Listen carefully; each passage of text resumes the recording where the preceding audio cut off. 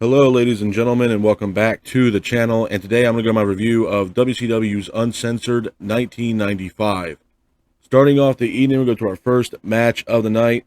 It is a King of the Road matchup. It is Dustin Rhodes versus Blacktop Bully. I thought this was an okay match to start Uncensored 1995. Back and forth matchup between Rhodes and the Bully, with Rhodes keeping the pace of the match. But Blacktop Bully ultimately hits the truck horn, which symbolized that he won the match. Hats off to the Blacktop Bully for getting the win in this matchup. Moving on from that, we go into our next match of the night. It is a martial arts matchup. It is Hacksaw Jim Duggan versus Meng. I thought this was an okay matchup as well. Back and forth matchup between Duggan and Meng, with Meng keeping the pace of the match. Duggan ends up hitting Meng with a boot. Colonel Parker then attacks Jim Duggan, and then Meng ultimately hits a super kick on Hacksaw Jim Duggan, pins him for the 3, and your winner of the match is Meng. Hats off to Meng for getting the win in that matchup. Moving on from that, we go into our next match of the night. It is a wrestling versus boxing match. It is Johnny B. Bad versus Arn Anderson. I thought this was an okay matchup as well.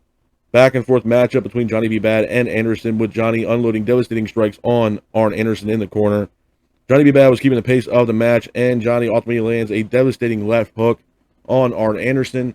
And your winner of the match by knockout is Johnny B. Bad. Hats off to Johnny B. Bad for getting the win in this matchup. Moving on from that, we go into our next match of the night. It is Randy Savage versus Avalanche. I thought this was a good matchup as well. Back and forth matchup between Randy Savage and Avalanche, with Randy keeping the pace of the match. Ric Flair ends up attacking Randy Savage. Avalanche then hits an Avalanche drop on Randy Savage. Hogan then makes his way down to the ring to save Randy.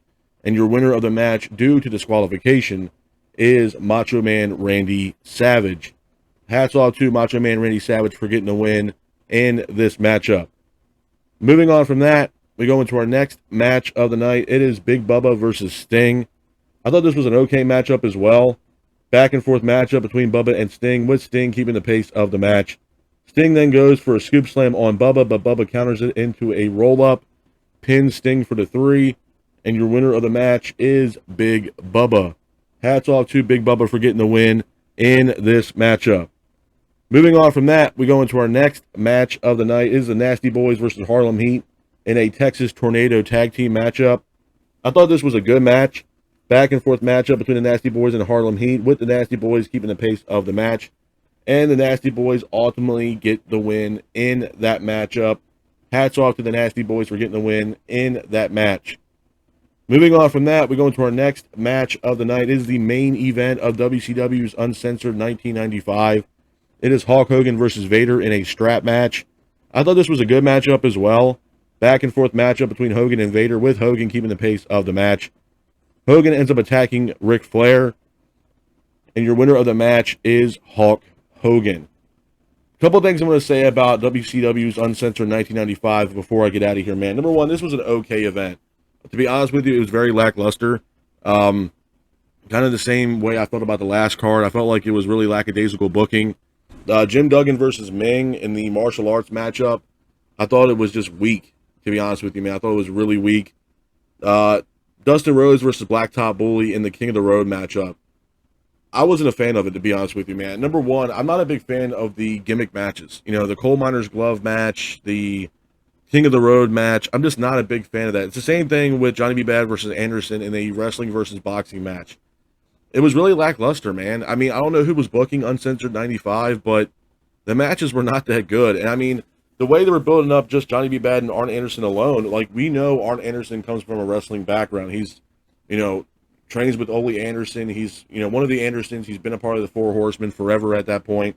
And then you have Johnny B. Bad, who, yes, can wrestle, but also comes back from a supposed, boxing background, Golden Gloves, so on and so forth. So we knew Johnny B. Bad can box, and we knew Arn Anderson can wrestle. So, I mean, booking-wise, storyline, it just wasn't there, to be honest with you. I felt like they just slapped this pay-per-view together, and just wrote it on a piece of paper and said, here you go.